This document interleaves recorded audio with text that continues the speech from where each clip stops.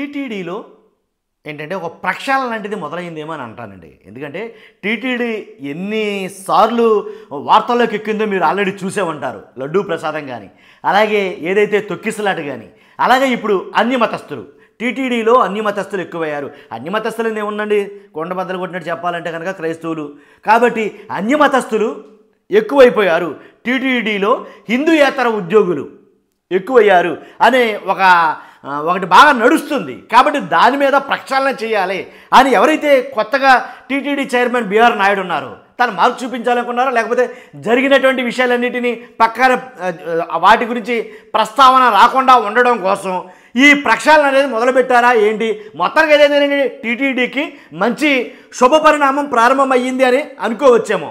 ఎందుకంటే టీటీడీలో ఎప్పటి నుంచో వస్తున్న వాదన ఇది ఏంటంటే అన్ని మతస్థులు ఉన్నారని, కాబట్టి టీటీడీలో వాళ్ళందరూ కూడాను కరెక్ట్ కాదని చాలా ఒక రకమైనటువంటి వాదనలు అయితే జరుగుతున్నాయి. దాని మీద ఇప్పుడు టీటీడీ ఒక నిర్ణయం అయితే తీసుకుందండి. ఎలా అంటే తిరుమల తిరుపతి దేవస్థానంలో పనిచేస్తున్న హిందూయేతరులను గుర్తించి వారిని ఇతర విభాగాలకు బదిలీ చేయడమో, లేక స్వచ్ఛంద పదవి విరమణ చేయడమో, అలాంటి అవకాశాలు అంటే రెండు ఆప్షన్లు ఇద్దాం, వాళ్ళకి ఏది కావాలంటే సెలెక్ట్ చేసుకుంటారనే ఉద్దేశంతో కొంతమందిని అయితే గుర్తించడం జరిగింది. ఇప్పుడు ఎంతమందిని అంటే తొలి దశలో భాగంగా 18 మందిని అన్యమతస్థుల్ని అంటే హిందూయేతర ఉద్యోగుల్ని గుర్తించడం జరిగింది. కాబట్టి హిందూయేతర ఉద్యోగులు 18 మందిని గుర్తించారు. ఆ 18 మందిని వేడుకలకు కానీ, అలాగే ఏదైతే కొంచెం సున్నితమైన అంశాలు ఉంటాయో తిరుమల తిరుపతి దేవస్థానంలో కొన్ని సున్నితమైన అంశాలు ఉంటాయో, ప్రధాన విభాగాలు ఉంటాయో, అలాంటి వాటి కాకుండాను ఏదో నామమాత్రంగా ఉండే చోటకి బదిలీ చేయాలి. ప్రస్తుతానికి ఇమీడియట్గా చేయాల్సిన పరిస్థితి అనమాట అది. కాబట్టి అలా బదిలీ చేయాలని ఆలోచిస్తున్నారు. అంతేకాదు ఏదైతే ఆ తరహా విధులు అప్పగించరాదని ఆయా విభాగాల అధిపతులు స్పష్టం చేసింది. ఇప్పటికే వారిలో ఎవరైనా ఆలయాలు మతపరంగా సున్నితమైన ప్రాంతాల్లో పనిచేస్తుంటే తక్షణం బదిలీ చేయాలని తిరుమల తిరుపతి దేవస్థానం తీర్మానించింది. అంతేకాదు ఈ విషయం గురించి ఈ నెల 11న సీఎం ముఖ్యమంత్రి చంద్రబాబు నాయుడు గారి దగ్గరికి ఈ విషయాన్ని తీసుకెళ్తారు. కాకపోతే ఈ హిందూయేతర ఉద్యోగులు అనే అంశం ఇప్పటిది కాదండి. హిందూయేతర ఉద్యోగులు అనేది అంశం ఇప్పటిది కాదు. ఇంచుమించుగా 2018లో కూడా ఎస్వి ఆర్ట్స్ కళాశాల ప్రిన్సిపల్గా క్రిస్టఫర్ అనే అధికారిని నియమితులు కావడం వివాదంగా మారింది అప్పట్లో. తర్వాత 2018లో అనిల్ కుమార్ సింగల్ ఈఓగా ఉన్నప్పుడు ఈ వివాదం మళ్ళీ తలెత్తడంతో హిందూయేతరుల అధికారులు సిబ్బందిపై సీరియస్గా కసరత్తు చేశారు. అప్పుడు 44 మందిని గుర్తించారు. ఇప్పుడు 18 మందిని అనుకోవచ్చు. అప్పుడు మాత్రం 44 మందిని హిందూయేతర ఉద్యోగులు గుర్తిస్తే ఆ 44 మందిని కాబట్టి దేవస్థానం నుంచి ఇతర శాఖలకు బదిలీ చేయాలని అంటే కనుక వాళ్ళు హైకోర్టుకి వెళ్ళడం జరిగింది. హైకోర్టును ఆశ్రయించడంతో ఆ హైకోర్టు ఏం చెప్పిందంటే అప్పుడు మీరు ఖచ్చితంగా హిందువులే అని అంటున్నారు కాబట్టి అయితే పనిచేయండి, మీరు ప్రమాణం చేయండి. అర్థమైంది కదండి?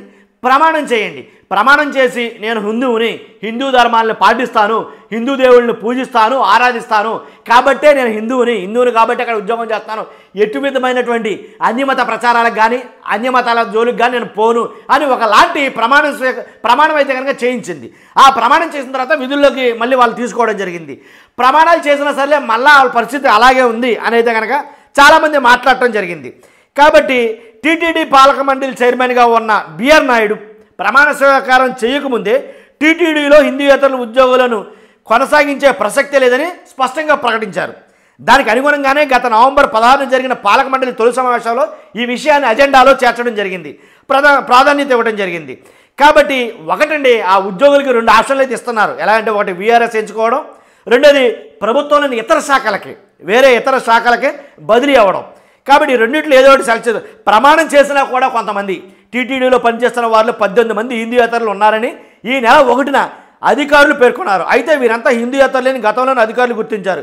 అప్పట్లో శ్రీవారి చిత్రపటం ఎదుట నిలబడి హిందూ మతాన్ని అనుసరిస్తామని, మరే ఇతర మతాల ఆచార వ్యవహారాలను పాటించమని కూడా ప్రమాణం చేశారు. అలా ప్రమాణం చేసినా కూడా వీరు ఇతర మతాలను అనుసరిస్తున్నారని, అదే సమయంలో టీటీడీ ఉద్యోగ విధుల్లో భాగంగా ఆలయాల్లోనూ ఉత్సవాల్లోనూ పాల్గొంటున్నారని టీటీడీ గుర్తించింది. ఈ కారణంగా వాళ్ళు పాల్గొనడం కరెక్ట్ కాదని భావించి ఇప్పుడైతే కనుక సీఎం దృష్టికి తీసుకెళ్లాలని ఆలోచించడం అయితే జరిగింది. కాబట్టి ఇది పరిస్థితి.